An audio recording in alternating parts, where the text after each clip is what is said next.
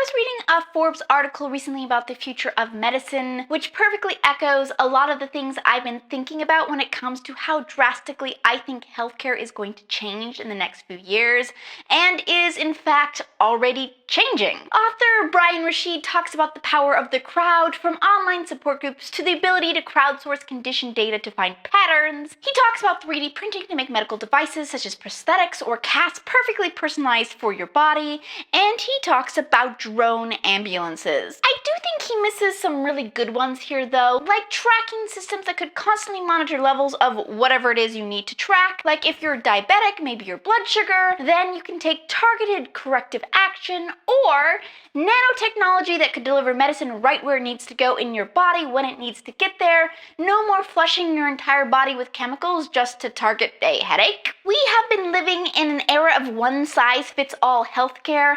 Healthcare decisions are not based on you and your reactions, they're based on the average reactions of a pool of test subjects. And if your reactions somehow fall outside of average, well, oops, that's too bad.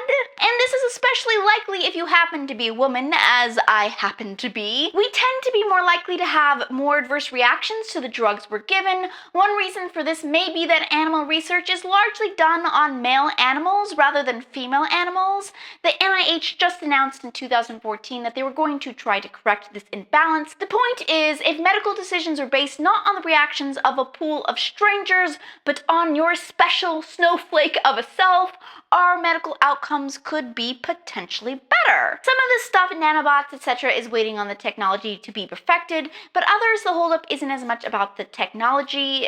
The system itself is not ready. When we start to talk about more accurate diagnoses because of more comprehensive data, the system just isn't really ready for that. Take the self-trackers that are already on the market. Doctors seem to be afraid if they receive data from self-tracking devices, they're then going to be held liable for anything they might miss in that truckload of data.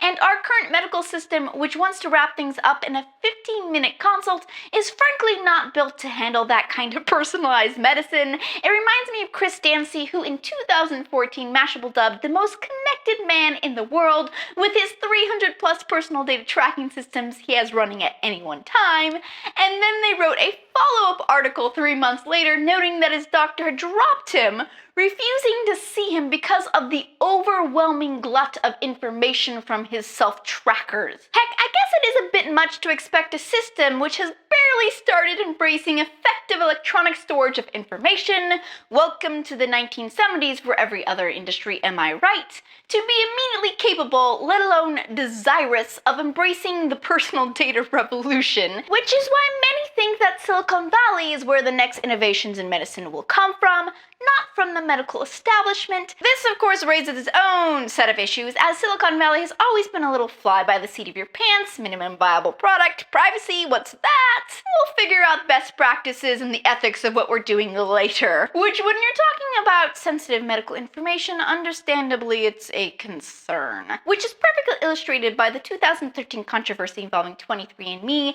the Silicon biotech company founded, incidentally, by the sister of the current CEO of YouTube and backed by Google, which sells a direct-to-consumer personal genome test. The FDA ordered them to discontinue marketing this product after the company failed to follow the proper procedures to get the agency's approval, certifying that the test and its results were accurate. There were also concerns about giving people raw health results without the professional filter of a doctor. If you see that you're X more likely to develop X disease, what does that mean? Should you freak out? Do something drastic? So what do?